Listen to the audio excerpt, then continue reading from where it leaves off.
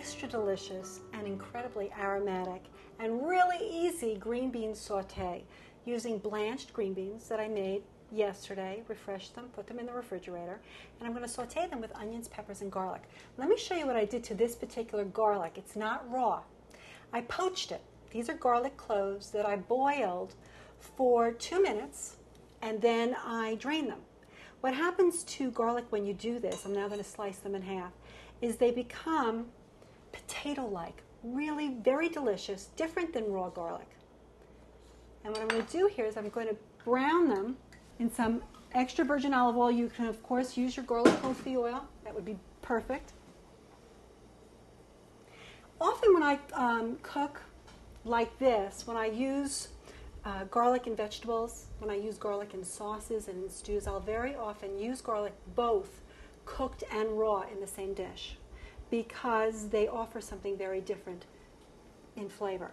So today in this, I'm just going to use this poached garlic, but don't hesitate to also throw in at the end a handful of chopped garlic. Just going to add this. You're going to watch it brown. Now, because this is extra virgin olive oil, you want to be careful because the flavor is delicate. So what I'm going to do here is, because I also do want to stir fry this, which is at high heat, what I'm going to do is just make a little pool of olive oil. Be careful. You don't want to do this. You don't want to pull this so that a flame comes up and, of course, licks the the fire and creates a big boom. We don't want that. But you do want to just create, this is like deep frying the garlic, but I'm also protecting the flavor of the oil because it's not over direct heat. It's not being as exposed to bottom heat because it's in a pool. This becomes like you know how a French fried potato is crisp on the outside but nice and tender on the inside? That's just what's happening to this garlic. And it becomes, like I said, potato-like. So if you know somebody who says that they don't like garlic, give them this. And then call me if they don't like it.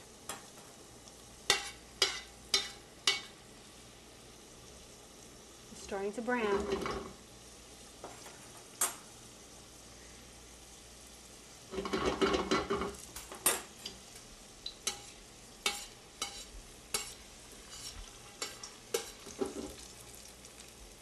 That's really nice, nice and golden. See that? You could add a knob of butter to this. Certainly couldn't hurt. Now what I'm going to add is onions. These are thin strips of yellow onion. Now it looks like there's a lot of oil in this skillet. But remember, I'm going to be adding red peppers to this. And also a whole big bowl of blanched green beans. Now, I'm not going to brown this onion. When you brown onions, which are wonderful, they become caramelized and very sweet. I don't want them to become sweet in this. I want to taste more of their onion flavor. So I'm just going to get them nice and softened and fragrant because, again, I have the caramelized garlic, so that I don't need it in the onions.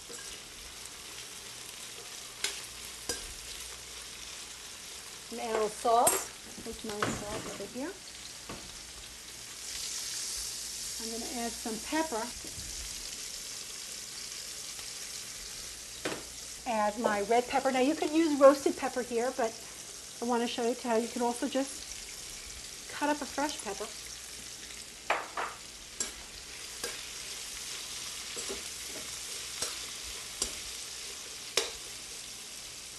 So you add the fresh pepper when your onions are softened and fragrant. And again, because these are fresh peppers, you want to maintain that little bit of crunch. Not too much. You don't want them raw, but you also don't want them really soggy and wimpy.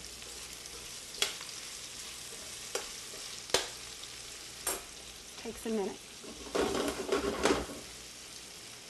This smells so good. Delicious. Okay. Now you see what I'm doing. I'm going to tell you how I'm determining when it's time to add my green beans. I want my peppers to stay red, I want them to get softened, but I want them to stay red. The longer they cook, their color starts to mute, and I don't want that. So now I'm seeing them start to turn. So now I'm going to add my blanched green beans.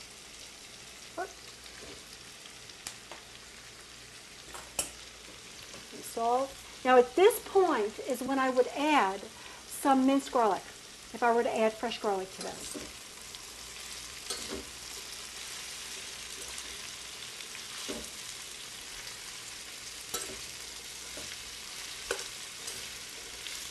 So the addition of the green beans actually cooled down the onions and the peppers it was helping them to not overcook.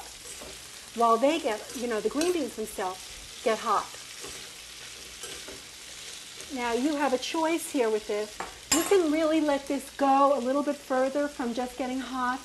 You can let it cook so that the green beans become a little bit caramelized. Takes about, 5 more minutes after these become hot. Or you could just serve them really crisp tender. That's really up to you. It's personal preference. That's one of the beauties of home cooking. You're the boss. So that's actually the whole dish. Oh, you know something? I'm going to show you what you can do. You can add a few hot pepper flakes to that. Just to spice up your life a little. That's all there is to it, to a green bean saute. Make it and enjoy it.